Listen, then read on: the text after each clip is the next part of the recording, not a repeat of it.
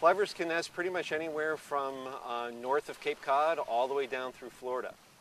That's their breeding range, and they'll migrate down during the wintertime to further south, but they'll find all along the eastern seaboard. Generally, the first start coming in around mid-March, around the beginning of spring. Those that are nesting here will stay until August when those chicks are fledged, but sometimes we'll still see birds migrating through from the north into September. The main area and the most successful area that we have is up here at the point of the Cape behind me. That area is historically the most productive in terms of the hatchlings from the plovers. The other area is south of Herring Point and north of Gordon's Pond near the two towers. And that area has had some trouble in the recent past, but it's also another area where plovers are habitually nesting.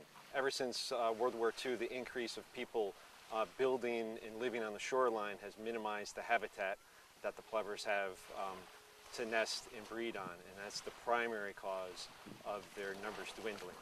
They need a specific type of area for them to nest, which is open, exposed, sandy beaches. It's that unique habitat where during storm events there'll be large areas of open sand that they can use to nest on with nearby foraging areas where they can find enough food.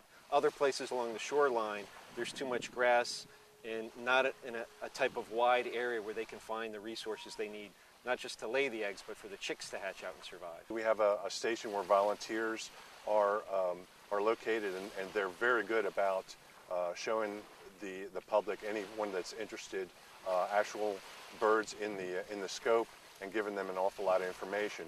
But we do keep the areas closed to keep the public from going in there and disturbing the birds and their nesting and feeding habits. These guys are precocial. When they hatch out, very soon after, they're able to walk on their own.